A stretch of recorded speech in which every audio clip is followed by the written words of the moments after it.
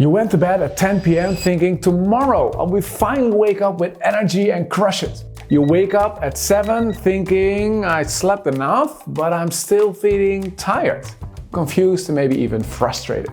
You wonder, how can I still be exhausted after a full night of sleep? My name is Mark Tigchelaar. I have a background in neuroscience and I sold over 300,000 books on focus. I get this question nearly every single day. In this video, I will explain why you're always tired.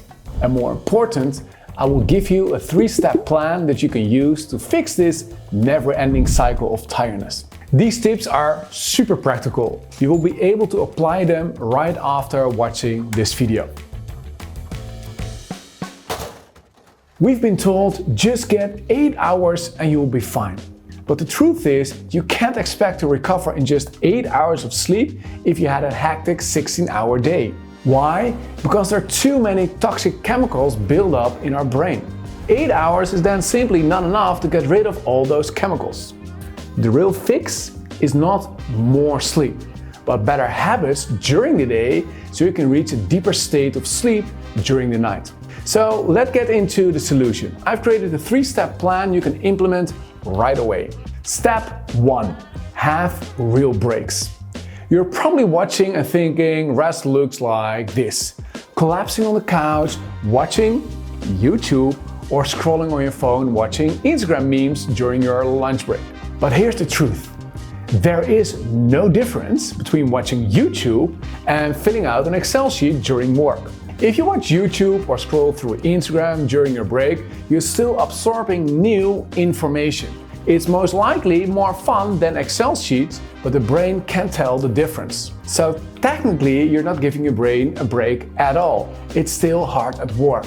And this is why I always tell people, we don't have a focus problem, we have a resting problem. Most people don't take any real breaks during the day that actually recharges the brain.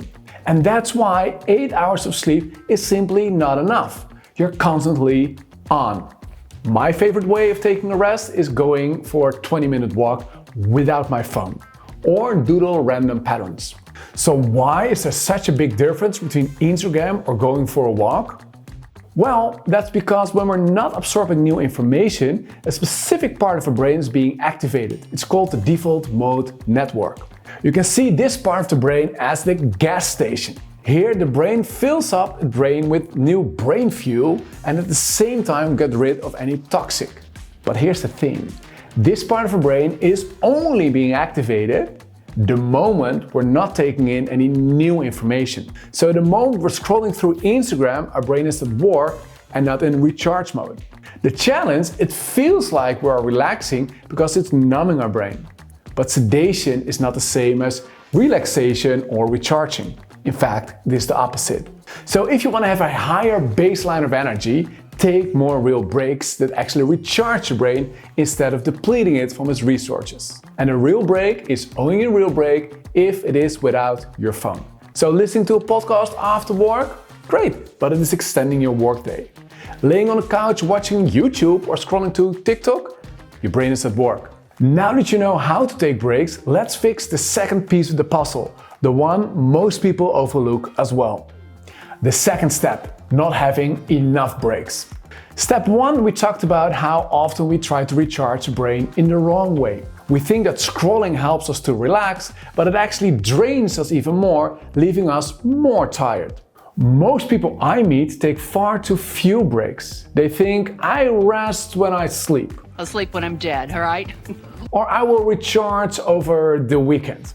But this is exactly why you still feel exhausted after 8 hours of sleep and why your energy stays unnecessarily low. It's a waste and totally avoidable. If you want a constant high energy level and constantly get more done, then strangely enough, the key is to take more breaks.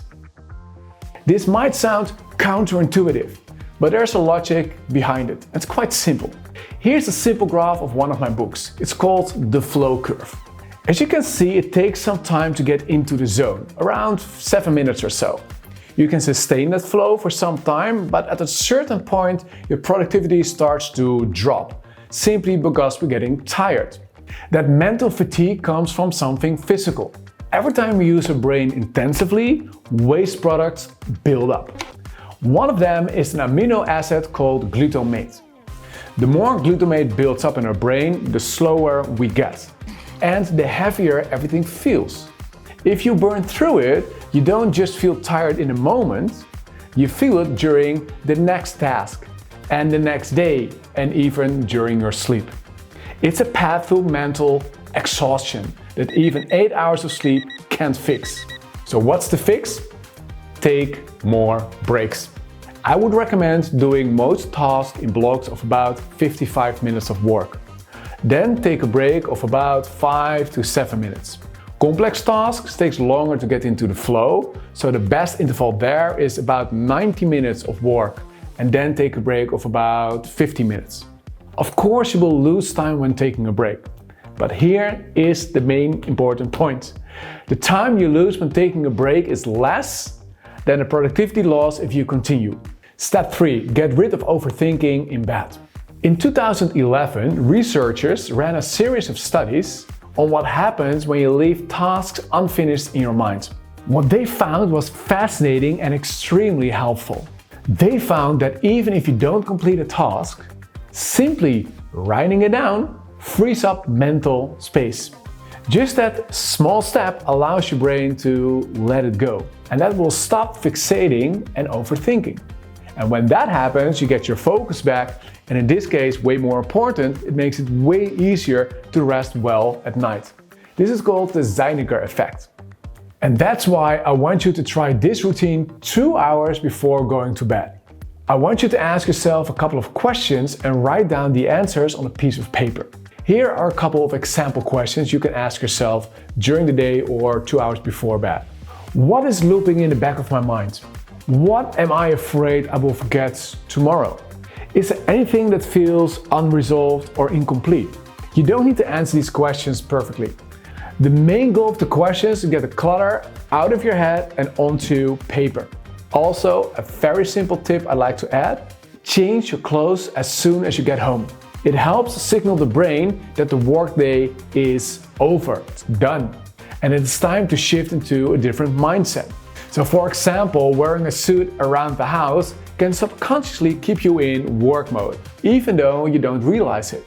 Alright, I know how overwhelming it can feel, this constant feeling of tiredness in a world that demands your focus. But don't give up. Try the tips I shared with you and experiment with them, and leave any questions you might have in the comments. I will be there replying to everyone.